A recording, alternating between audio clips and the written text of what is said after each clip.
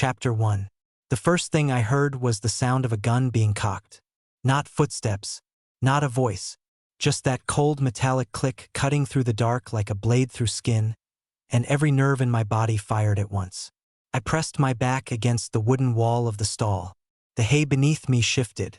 Juniper moved too, her massive body rising from beside me in one fluid motion, a low growl building in her chest like thunder gathering before a strike. Her warmth disappeared from my side and repositioned in front of me. 300 pounds of ash-gray wolf placing herself between me and whatever had just walked through that stable door. I did not move. I had learned a long time ago that stillness was its own kind of armor. The man on the other side of the stable said nothing for 4 full seconds. I counted them. I always counted because silence had texture when you could not see, and this silence was the kind that pressed against the eardrums, heavy and deliberate, the silence of someone deciding. Then he spoke. "Who are you?" Not a question. A command wrapped in the shape of one. His voice low and controlled in the way that only men with real power ever managed. The kind of voice that did not need to rise because the room already belonged to it. Juniper's growl deepened. My hand was already on the strap of my medical bag, fingers closing around it slowly, quietly. I kept my breathing even. The horses in the 3 stalls across from me had gone completely still, and that told me more than anything. Animals always knew. Whatever this man carried with him, it was enough to silence an entire stable. "I asked you a question," he said, closer now, and I tracked his movement by sound alone. Boot heels against packed earth, weight distributed forward. A man who moved the way soldiers moved, heel first, deliberate, never announcing the next step before it landed. "I'm nobody," I said. "I just needed somewhere safe for the night. You broke into a secured estate to sleep in my stable." My chest tightened. His stable. The estate belonged to him. I had been wrong about the timeline. I had checked the public schedule. The Alpha King was supposed to be at the northern border for another 4 days. That was what every news report said. That was what Juniper and I had been counting on. I had been wrong. She was injured. My voice stayed flat. I couldn't leave her outside. Silence again.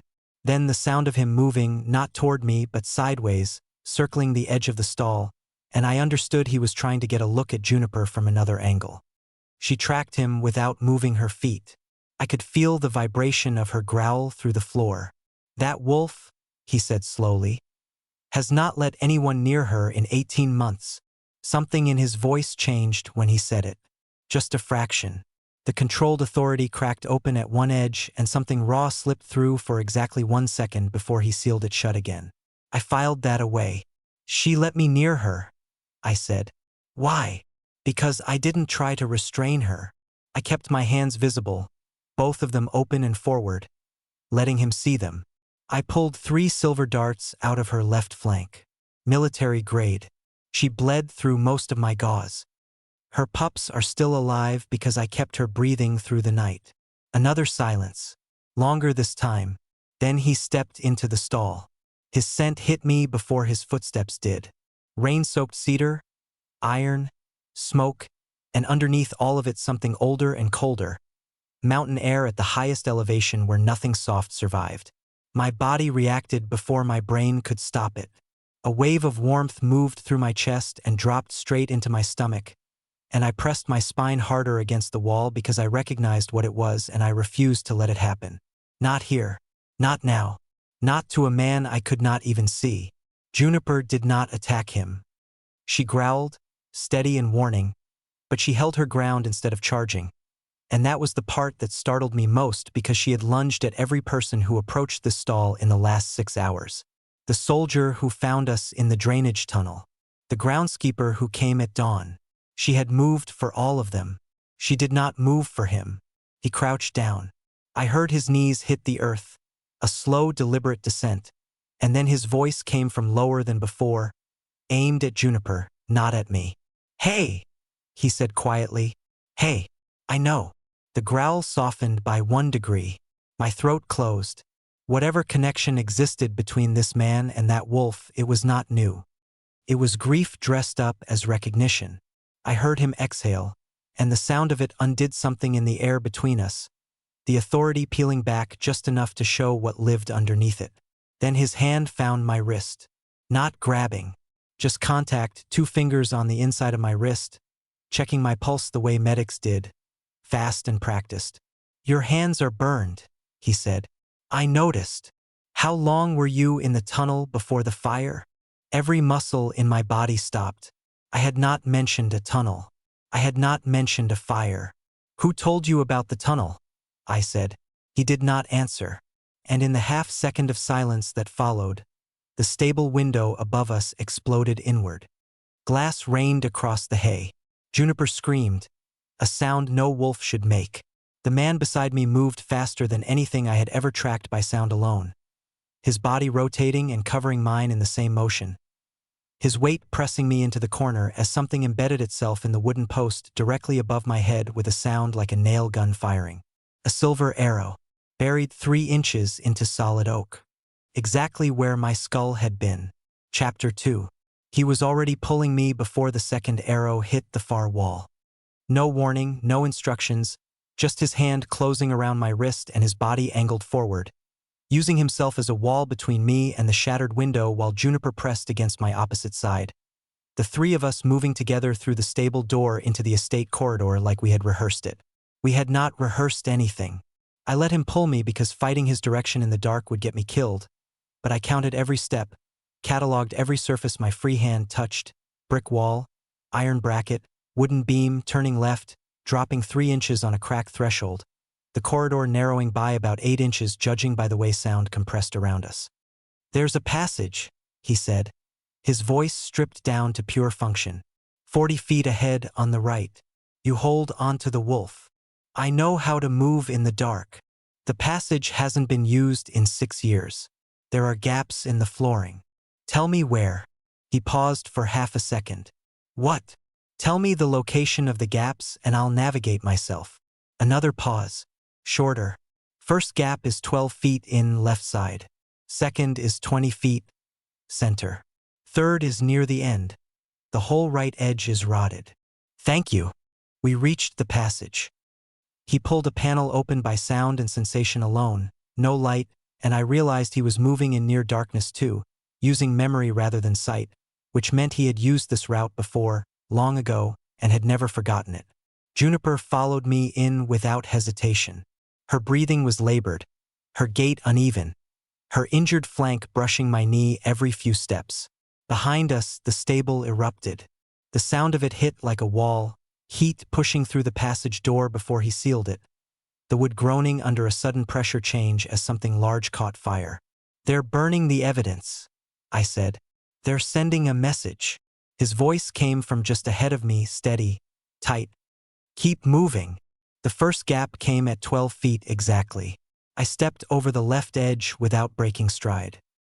He heard it and went quiet for 3 full seconds before he said, very low, "You weren't guessing. I never guess." Juniper's breathing changed behind me, shorter, harder, and I slowed enough to reach back and find her muzzle, running my thumb over the bone above her nose in the way she had allowed me to do since hour 2 of our first night together. She steadied. The man ahead of me noticed. I heard him slow his own pace without being told. We moved through the second gap, the center one, and then around the rotted right edge of the third, and came out into a space that smelled of concrete dust, mineral water, and old electrical wiring.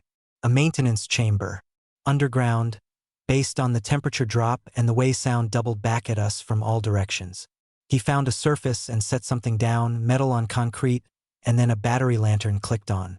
Light flooded my vision as diffuse heat and the awareness of illumination, which was all light ever was to me, the sensation of it without the content. "Sit down," he said. "Juniper first. The wolf is standing. She's standing because she won't collapse in front of a stranger. That's not the same as being fine." A beat of silence. Then I heard him move toward her and Juniper tensed, and I put my hand on the side of her neck and said her name once, quietly, and she held still. He checked the darts in her flank, what remained of the entry wounds I had already cleaned the night before. "These are from Blackridge Armory," he said. "I know. Blackridge doesn't sell to private contractors. I know that too." His voice came back flatter than before. The people who shot her work for me. Or, I said, they work for someone who has access to your armory and your schedule and knew you'd be at the northern border for 4 more days. Complete silence. Then, from somewhere on his person, a radio crackled. A voice came through it, male, clipped, professional.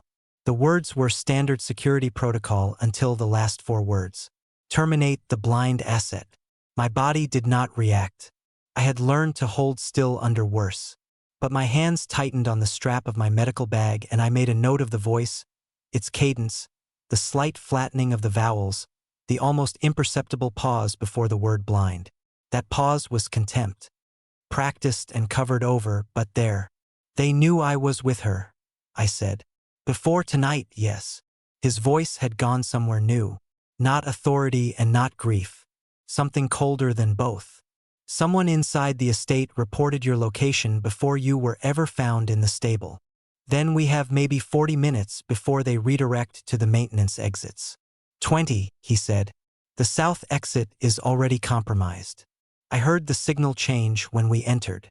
I opened my medical bag and found his arm by sound and proximity, my fingers closing around his forearm, and he let me, which surprised me more than anything that had happened in the last 30 minutes.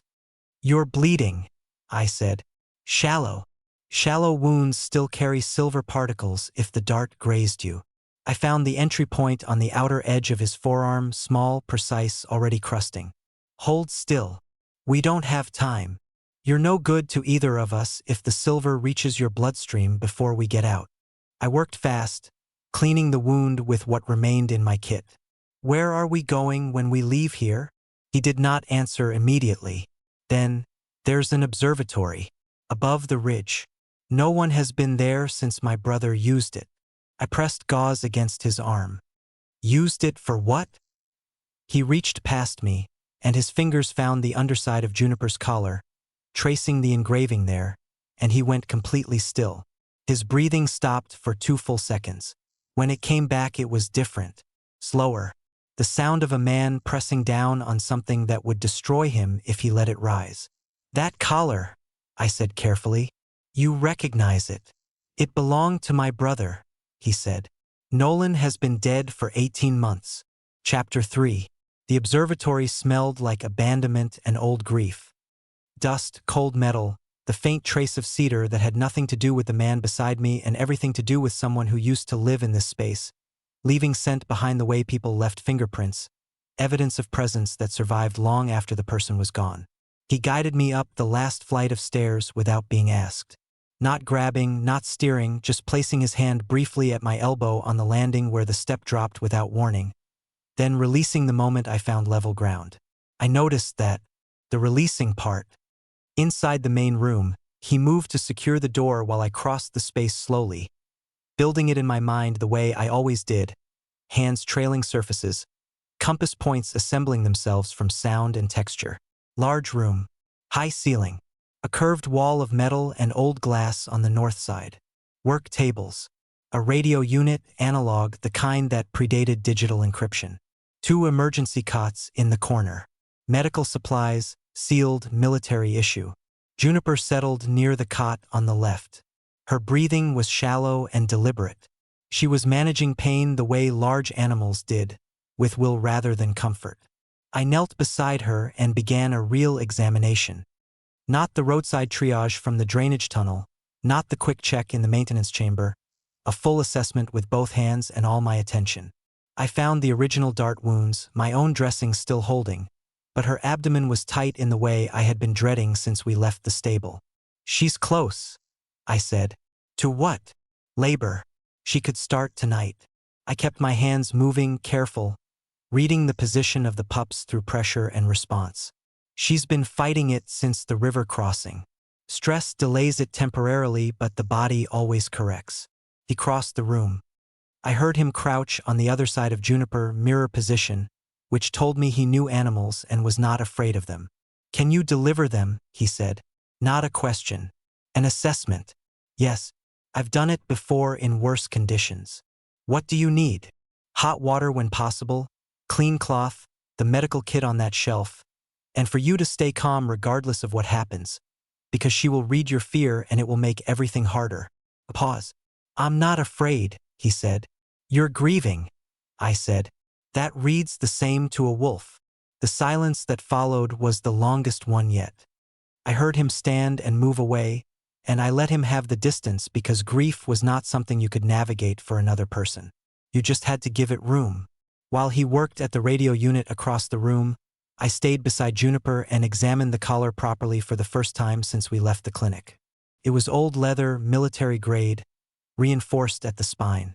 The engraving on the inner buckle plate was initials and a serial number, the kind of thing a royal family member received at designation. My thumb found something else.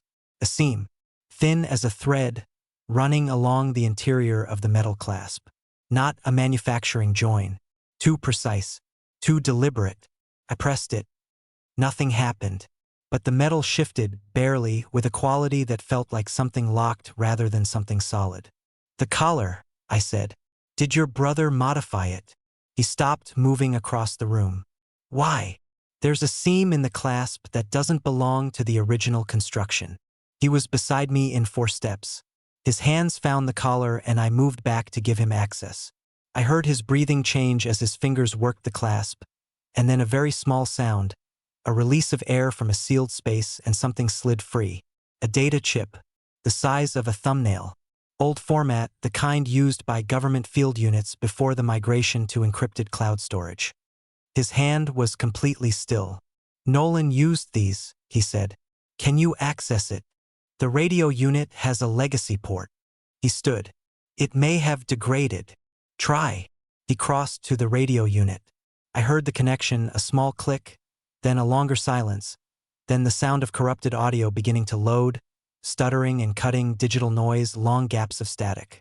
Then 3 seconds of a voice. Male. Young. Tired in the way that suggested days without sleep rather than a long life. The words were partially shredded by the corruption, but 3 came through clean. Mercer. Ordered. Ours. Then static swallowed the rest. Grayson did not speak. I had not learned his name until that moment. It came to me from memory, the way important things surfaced when the mind finally had the right pressure to release them. The Blackridge Alpha King's name was Grayson Pierce. His brother's name was Nolan. Nolan Pierce had been declared dead 18 months ago during a peace mission to the Northern Territories. An ambush, the official report said. Outside forces. A tragedy that justified the emergency defense authorization and the military lockdown that followed. Mercer. I turned the name over. Silas Mercer, the Blackridge Secretary of Defense. The man who administered the emergency authorization. The man who had been running border security for the last 18 months in Grayson's name. I said nothing because Grayson needed the next 60 seconds more than he needed my conclusions. Juniper made a sound then. Low, urgent, involuntary. I was already moving back to her. The first contraction had begun. And somewhere on the ridge below us, the security monitor on the far wall flickered on, casting light I could only perceive as warmth against my face, and a familiar cold voice spoke on the emergency frequency. Director Reed has located the ridge. All units converge. Chapter 4. I had 45 minutes before Harlan Reed reached this ridge. I knew that because I had heard his footsteps twice before, once in the corridor outside my clinic 3 weeks ago when a file was removed from the patient archive without authorization, and once outside a community meeting I attended where 3 Omega families reported their children's medical records had been altered. Harlan Reed walked with his left foot turned slightly outward and his right heel striking a half-second faster, a pattern as distinctive as a fingerprint. The man on that monitor was him. I kept that information inside my chest and focused on Juniper. Grayson moved around the room without being asked, locating the supplies I had named, setting water to heat on the unit's emergency burner, unfolding the clean cloth from the medical kit with efficiency that told me he had done fieldwork before, real fieldwork, not supervised protocol.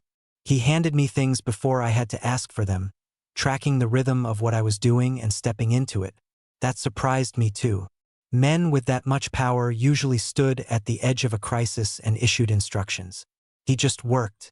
Juniper was managing. The first contraction had passed. She was between waves now, breathing in the deliberate way I had taught her during our first night together, long and low, and I pressed my palm flat against her abdomen and felt the pups repositioning. 3, I said. All 3 are still moving. Grayson exhaled. A single controlled breath. Tell me about your brother's last known location, I said. Working kept my mind organized, and talking kept him from disappearing into the place I could hear him drifting toward every time the room went quiet. The northern checkpoint. He was mediating a supply dispute with 3 pack representatives. His convoy was hit 4 miles from the checkpoint on the return road. A pause. No survivors. The wreckage was confirmed by Silas's field unit. Confirmed by the same people who would benefit from him being dead. Silence. Nolan trusted Silas, Grayson said. I trusted Silas. The authorization you signed after Nolan died, I said carefully. The emergency defense measure. What exactly did it cover? Expanded border patrol jurisdiction, accelerated weapons procurement, and a medical distribution clause for rural districts, fast-tracked pharmaceutical deployment to underserved communities during the lockdown period. My hands slowed on Juniper's abdomen by exactly 1 second. Then I continued working. Which medical contractor handled the distribution? I said. A company called Variant Solutions. Silas recommended them. They had existing infrastructure in the border regions. He paused. Why? Because my clinic received a Variant shipment during the lockdown period. A respiratory stabilizer for the outbreak that moved through the lower districts. I kept my voice flat. I was 11 years old when that outbreak hit. Took my sight. It took my younger brother's life. The room was very quiet. The stabilizer was supposed to prevent the damage, I said. Instead, in the families that received it, the damage accelerated. The children who survived it were the ones who received the smallest doses. The ones who received full doses either died or lost function. I paused. I received a half dose because my family could only afford 1 unit and my parents divided it. Wesley, his voice was different. Stripped of the command, stripped of the authority. Just a man hearing something terrible and not looking away from it. I'm not telling you this for sympathy, I said. I'm telling you because the Variant shipment authorization number I recovered from my clinic archive last month had a code prefix I didn't recognize. I traced it to the Blackridge Royal Office. I kept my hands moving on Juniper. I was coming to find someone who would listen. I didn't expect to end up in your stable. Complete silence. Then Grayson said, "Show me the number." I reached into my medical bag and found the folded paper I had carried for 3 weeks, holding it out in his direction. His fingers took it. His breathing did not change. A trained man's breathing never changed, which meant nothing, which meant everything. "This is my authorization code," he said quietly. "I know. I signed the emergency measure. I didn't audit the subclauses." A pause so long it had weight. "I didn't go back." "No," I said. "You didn't." Another contraction moved through Juniper. She bore it silently, which was more strength than most people managed. Grayson stood and walked to the window. I heard him there, that specific quality of a person standing very still while something rearranges itself inside them, the internal kind of violence that leaves no noise. "Silas told me the rural distribution was saving lives," he said. "It was ending them," I said, "and disabling the survivors selectively, based on something in their biology that Variant was testing for. Not randomly, deliberately." The word sat in the room like a stone dropped into deep water. "That chip from Nolan's collar," I said. "The corrupted audio." He said Mercer ordered something and he said ours. As in Blackridge forces. As in the border attacks were not outside enemies. I heard him turn from the window. "If Nolan discovered the medical program," he said slowly, "and traced it back to Silas, then Silas had a reason to make sure your brother never came home." Juniper cried out. The second wave was stronger, and the security monitor flickered again. This time it showed not a map but live footage. The grounds below the ridge. 6 vehicles moving in formation through the east tree line. They were no longer converging. They had already arrived. Chapter 5. Grayson moved to the door and braced it shut with an iron bar I had not known was there, the sound of it dropping into place heavy and final. I did not stop working on Juniper. She was in active labor now, past the point where anything could slow or redirect it, her body committed to what it had been building toward for hours. I talked to her the way I talk to all my patients, low and steady, not reassurance exactly, just presence, the auditory equivalent of a hand that does not leave. How many at the east tree line? I said. 6 vehicles. 12, maybe 16 personnel. He moved to the radio unit. I can reach Harlan's frequency. Do not reach Harlan's frequency. He stopped. Reed is the director of Royal Security. He removed patient files from my clinic 3 weeks before tonight. I kept my hands moving. 3 weeks before I found Juniper wounded outside my building. Before the masked riders followed us into the drainage tunnels. Before someone inside your estate reported my location before I was ever found. I paused. Either he's working with Silas or he's following a trail of his own, and until I know which one, his frequency stays closed. Grayson was quiet for 4 seconds. You've been building this theory for 3 weeks. I've been building it for 13 years, I said. The theory part took 3 weeks. Juniper bore through the next contraction with the kind of stoic ferocity that made me love her. I felt the first pup move into position and my hands shifted accordingly. I need you on her other side, I said. She'll need counterpressure. He came without argument and followed my directions exactly. No improvisation, no overreach, just precise execution of what I asked for. His hands were large and warm, and he spoke to Juniper in a voice so low it was almost subsonic, and she did not pull away from him. The first pup came at 20 past the hour. Healthy, breathing. A dark gray male with one white paw that curled immediately against his mother's chest. I had 2 seconds of relief before the second pup's position registered under my hands. He's transverse, I said. He's going to need help. Tell me what to do. Exactly what I say, exactly when I say it. Not a second early. Yes. We worked together for 7 minutes. 7 minutes is not a long time in most contexts. In this one, it was every single thing. I felt Grayson's breathing sink to mine somewhere around minute 3, not deliberately, just the body's instinct to match the rhythm of the person it was depending on. He held the first pup against his chest with one arm and applied pressure with his other hand precisely where and when I directed. The second pup arrived and did not breathe. I did not panic. Panic was a luxury, and I had stopped affording luxuries at 11 years old. I took the pup and worked. 30 seconds of stimulation, 45. A stimulant compound from a vial in my bag pressed under the small tongue. Another 30 seconds of assisted respiration using a folded cloth and my own breath. The pup cried. Grayson made a sound I had never heard from him before. It came from somewhere under the authority and the grief and the controlled terror of the last 2 hours. Just a single raw exhale, the sound of something enormous releasing. 2, I said. 1 more. The third pup was positioned well and arrived with almost no intervention. Smaller than the other 2, completely black and absolutely furious about existing, which I took as an excellent sign. Juniper turned to her pups immediately, that deep mammalian certainty taking over, and I sat back on my heels and let myself breathe for the first time in 40 minutes. Grayson was still on his knees across from me. All 3, he said. All 3. Another silence.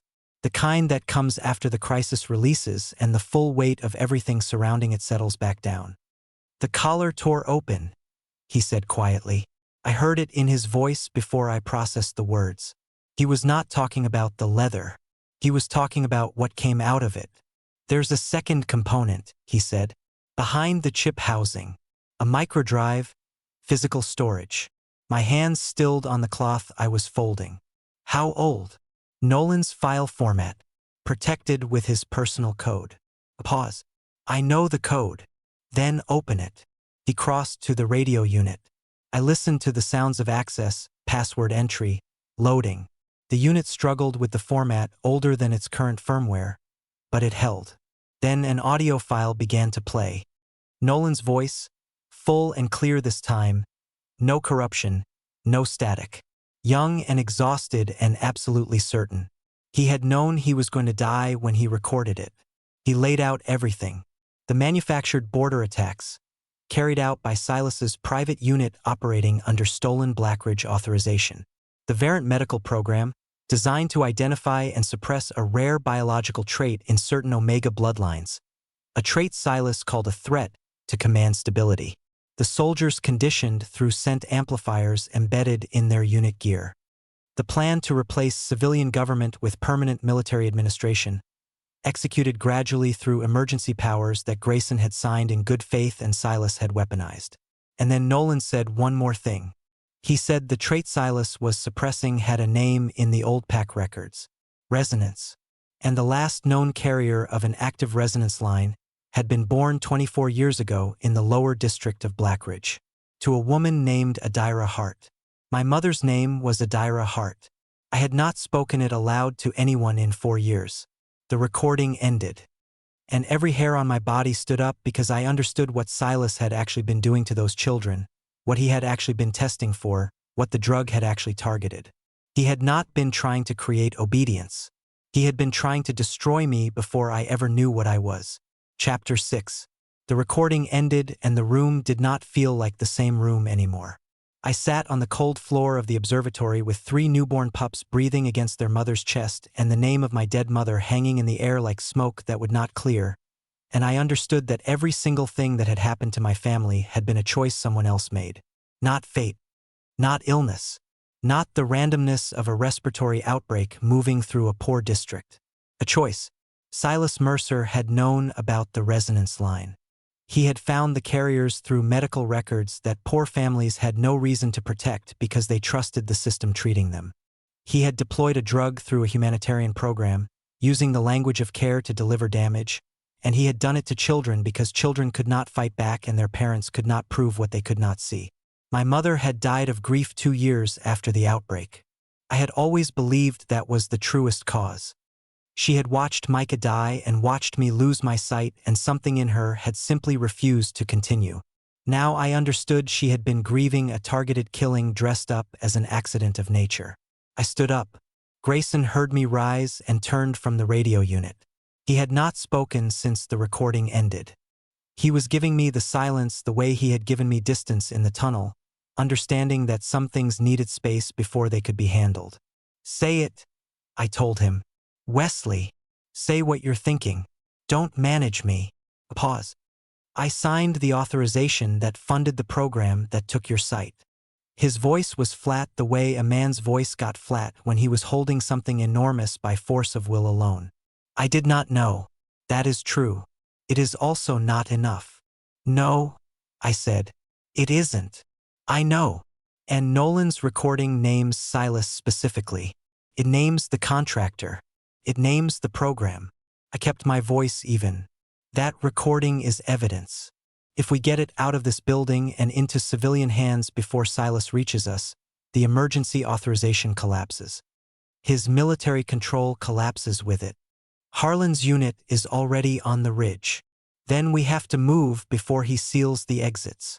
I reached for my bag. But first you need to tell me everything you know about the command conditioning Nolan mentioned. The soldiers, the scent amplifiers. Grayson crossed the room and sat on the edge of the cot, elbows on his knees. The posture of a man taking off armor he had been wearing too long. 6 months ago, my border units started responding to commands they hadn't been given, he said. Movements I didn't authorize. Formations that only Silas's tactical office would have designed. I raised it with Silas and he attributed it to field commanders improvising under pressure. He paused. I believed him. Because you trusted him. Because I was drowning in Nolan's absence and Silas was the only one keeping the territory from fracturing. His jaw tightened. He was useful and I was grateful and I stopped asking the questions I should have kept asking. Grief makes people stop asking questions, I said. Silas knew that. He planned around it. The silence between us changed texture. It was not comfortable, but it was honest, and honest was something I could work with. My resonance, I said. Nolan's recording said Silas classified it as a threat to command stability. What does that mean to you? Grayson looked at me, and even without seeing his face, I felt the weight of his attention change. Pack records from before the consolidation describe omega resonance as a counterfrequency. It doesn't control wolves. It disrupts commands imposed without consent. He paused carefully. Meaning if an alpha uses a command to force obedience rather than earn it, a resonance carrier can break it. Unmake it. The conditioned soldiers, if your resonance is active, would not be able to hold the conditioning in your presence. I sat with that for 3 full seconds. Silas suppressed it in me before I ever knew it existed. He tried to, Grayson said quietly. Nolan's recording says the suppression in your case was incomplete. The drug damaged your optic nerves, but it did not eliminate the resonance. It buried it. Something shifted in the air between us. Not the crisis, not the politics, just the two of us in a room above a city at 3 in the morning, Juniper breathing softly behind me with 3 newborn pups against her chest, the weight of everything settling into a strange specific intimacy. I'm angry at you, I said. I need you to know that is true and it does not cancel the other thing. What other thing? I found his hand in the dark. Not reaching, not searching, just moving my hand the 3 inches required and letting it land against his, and his fingers turned and held mine without a single second of hesitation. You stepped back in the stable, I said. When I flinched, you stepped back. Of course I did. Men with your kind of power don't do that automatically. They should, he said. His thumb moved across my knuckles once. A slow, deliberate pass like he was reading something written there. My chest pulled tight in a way that had nothing to do with fear and everything to do with the specific terror of wanting something you cannot afford to lose. I can't be your redemption, I said. I won't carry that. You're not. His voice dropped. You're the person who guided me through a flooding tunnel in complete darkness and argued with me about wound care while someone was actively trying to kill us. I am not looking at you and seeing absolution, Wesley. I'm looking at you and seeing the only person in this building I completely trust. He reached up and found my face with his free hand. 2 fingers at my jaw, not holding, just there. I turned into it before I could make the decision not to. He kissed me like he had been practicing restraint his entire life and had just run out. Warm and careful and then not careful at all, his hand moving from my jaw to the back of my neck, and I grabbed the front of his shirt because the floor felt uncertain, and he made a sound low in his chest that I felt more than heard. His scent wrapped around me completely. Cedar and rain and iron, and underneath all of it something new. Something that had not been there in the stable or the tunnel or the observatory's first cold hour. Something that smelled like relief. My own scent answered it. Wild mint and white tea rising without my permission.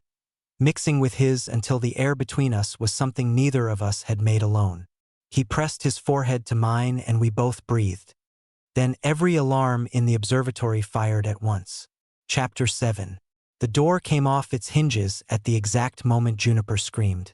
Not the alarm, not the explosion of the lower entry, not the boots on the stairwell below us, but her voice cutting through all of it with a mother's specific terror because the blast had thrown debris across the room and a piece of the door frame had struck the cot where her pups were sleeping. Grayson was at the cot before I could move, his body covering all 3 pups, taking the secondary debris across his back without a sound. I went to the stairwell door and pressed myself against the wall beside it, my medical bag in my left hand, Nolan's dagger in my right, and I listened. 8 sets of boots. 4 on the stairs for holding the lower level. The 4 on the stairs were moving in the synchronized rhythm of conditioned soldiers, not the organic variation of men making individual decisions. They moved as one unit with one pulse, and that uniformity was Silas's work, chemically enforced precision turning people into instruments. Grayson straightened from the cot and came to stand beside me. For on the stairs, I said. I hear them. They're conditioned. They will not respond to a command from you. Their threshold is set to Silas's frequency. Then I work around the commands. He took the iron bar from the door bracing and held it with the ease of a man for whom violence had become a practiced language. Stay with Juniper. I am not staying with Juniper. Wesley, you need eyes you don't have. I am your eyes in this building. I gripped the dagger. Tell me the layout of the upper stairwell and let me be useful. A half-second of resistance. Then he told me. The door burst open. The first 2 soldiers entered together, and Grayson moved on them with an economy that was almost quiet, no wasted motion. The iron bar used once on each and then discarded for the closer work of a man who had spent years in situations where hesitation meant death. I moved left along the wall. The third soldier tracked Grayson and not me, which was a mistake that people who underestimated blind individuals made with consistent reliability, and I used the 7 feet between us to close the distance and drive the heel of my palm into his ear before he completed his turn. He went down. The fourth soldier stopped at the top of the stairs. Then he said, in a voice that belonged to no individual person, flat and synchronized and emptied of anything human, Directive 7. And Grayson stopped moving. Every muscle in his body locked. His breathing did not change, but his body became something other than his, the posture wrong, too straight, too rigid, a marionette pulled vertical by a string attached to a frequency he had not agreed to carry. I understood in that moment what Nolan's recording had not fully communicated. Silas had not only conditioned the soldiers. He had run a conditioning protocol on Grayson too. Slower, longer, distributed through the emergency command frequencies that Grayson used every day, sent amplifiers in the air recyclers of the royal estate, gradual and invisible and patient the way only a man with years and access and no conscience could manage. The fourth soldier raised his weapon and aimed it at me. Grayson's arm came up to stop him and then stopped, caught between his own will and the conditioning pulling against it, shaking with the effort of a man fighting his own nervous system. "I know you're in there," I said to Grayson. Not loudly, just the way I talked to Juniper when she was in pain and needed something to anchor her. "You stepped back in the stable. You asked permission before you touched me. You held 3 pups against your chest in a tunnel while someone was trying to kill us. That is who you are. Not this." His hand was shaking. The soldier's aim stayed on me. I opened my scent deliberately, something I had never done in my life because I had never known I could. But the knowledge was in Nolan's recording and in my own body like an instruction written in a language I had spoken before birth and forgotten at 11 years old when a drug tried to kill the part of me that knew it.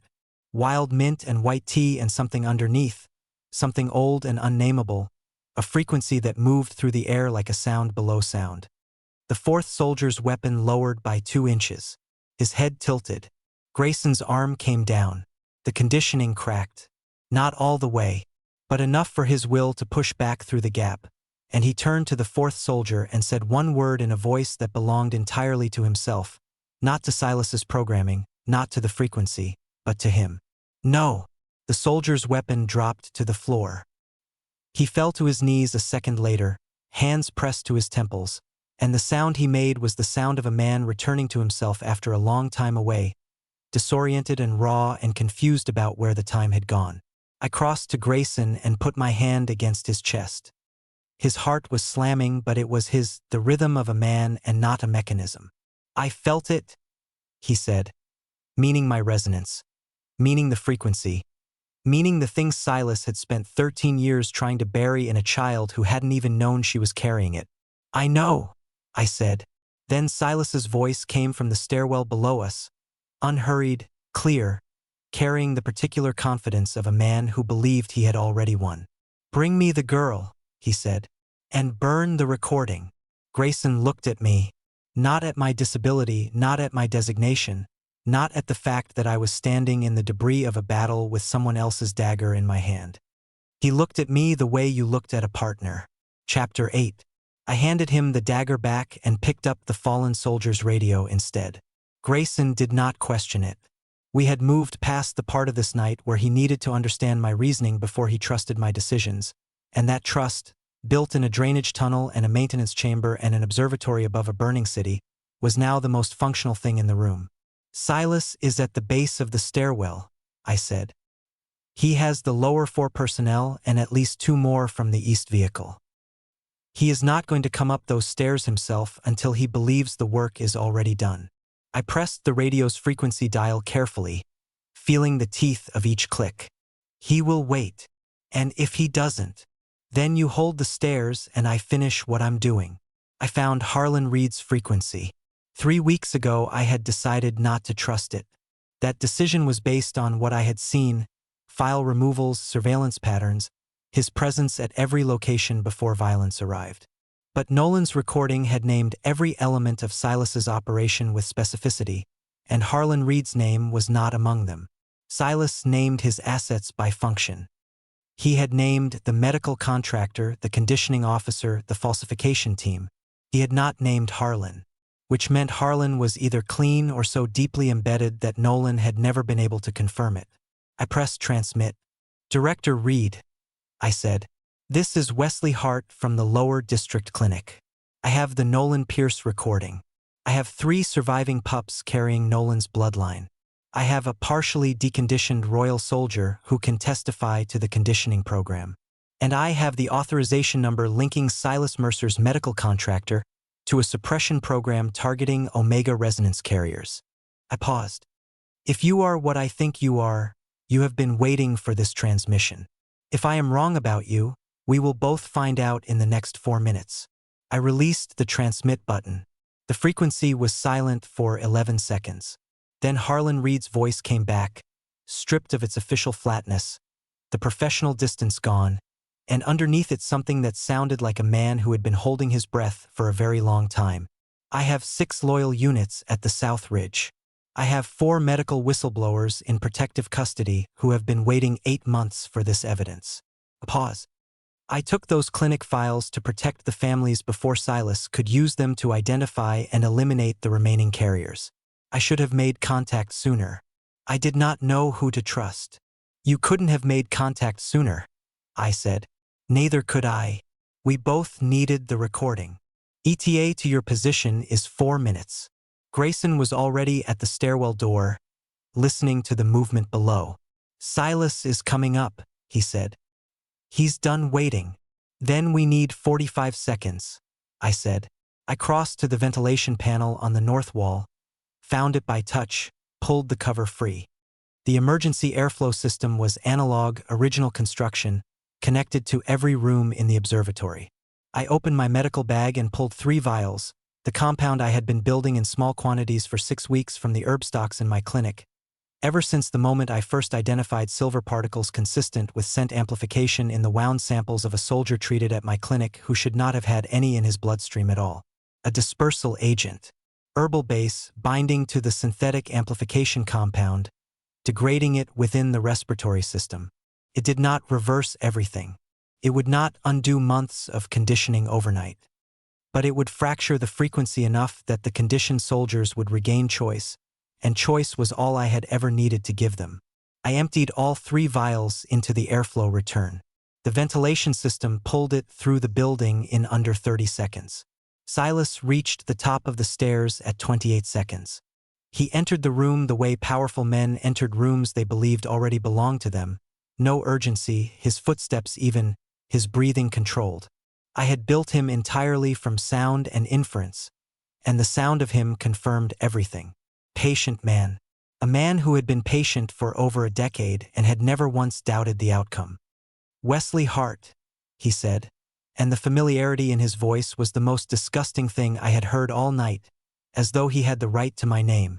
"I have read every file on your family 3 times. You are remarkable. Genuinely.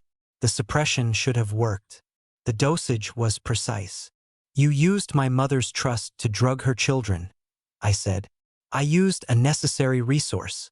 He moved into the room, and I tracked him by the way the acoustic space shifted around him, his body displacing air in a pattern I had already mapped. The resonance trait destabilizes pack hierarchy. Omegas who can unmake alpha commands cannot be permitted to exist in a functioning command structure. "You mean they cannot be permitted to exist in your command structure?" I said. "A functional one does not require omegas to be broken before they are born." He raised his weapon. I felt the air pressure change. Grayson stepped between us. The shot hit him in the left shoulder. Not a dart. A live round. He did not fall. He turned, and he removed the round from his shoulder the way he had removed the arrow in the stable on the first night, with the absolute focus of a man who had decided pain was not currently relevant. And he placed himself between me and Silas, and he stayed there. Silas raised the weapon again. I threw the dagger by sound. The blade struck his right hand and the gun hit the floor. Silas made a sound that was not pain but outrage, the specific fury of a man who had never been stopped by anyone he considered beneath him, and in that outrage was the truth of everything he had built, a system constructed entirely on the premise that certain people were incapable of standing in his way. Harlan's units came through the lower entry at exactly 4 minutes. The conditioned soldiers on the stairs sat down where they stood, disoriented and present, the frequency broken. Silas did not run. He was not a man who ran. He stood in the center of the observatory with blood on his hand and his weapon on the floor, and he looked at me with the specific expression of someone recalculating. "You can't undo a decade of policy with one recording," he said. "Watch," I said. Harlan Reed's voice came through the radio I still held. "Broadcasting now. All territory frequencies." Nolan's recording played across every public channel in Blackridge. Silas's shoulders dropped 1 inch. The first involuntary movement I had tracked from him all night. 1 inch, but I heard the shift of his weight, the infinitesimal recalibration of a man understanding that the structure he had built was currently falling in real time. Grayson was bleeding through his shoulder and still standing. I crossed to him and pressed my hand against the wound, and he covered my hand with his, and we stood like that in the center of the room while Nolan's voice filled the territory below us and the whistleblowers Harlan had protected for 8 months began giving their testimony into every open frequency. The lesson was not that we had won. The lesson was what it had cost to get here. What Silas had been allowed to build because powerful people signed documents without reading them and trusted advisors without auditing them and grieved losses so hard they stopped asking questions. The lesson was institutional. It was structural. It was the truth that a system that does not protect its most vulnerable members does not fail by accident. It fails by design. Grayson understood this now, not as an abstraction, as a wound in his shoulder and a blind Omega's hand pressed against it. 3 days later, in a public tribunal, Silas faced the testimony of 63 surviving medical trial subjects, 14 deconditioned soldiers, for whistleblowers, and 1 Alpha King who stood up in front of his entire territory and said, "I signed the authorization and I did not audit it, and that failure belongs to me." Grayson created an independent medical review board, civilian oversight of royal security, reparations for surviving patients, and a council representing rural clinics, border communities, veterans, and Omega rights organizations. I became its first chair.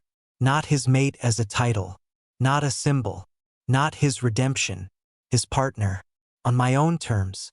Juniper and her 3 pups stayed at the estate as companions, not property, because there was a difference and we were now a territory that understood it.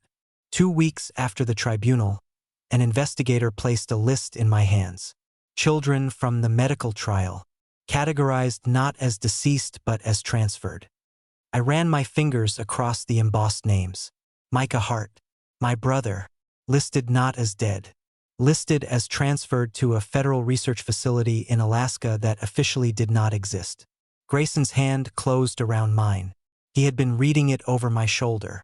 "We will find him," he said, and for the first time in 13 years, I believed that the people responsible for destroying my family were actually going to answer for it, not because justice was automatic, but because we had built something strong enough to demand it.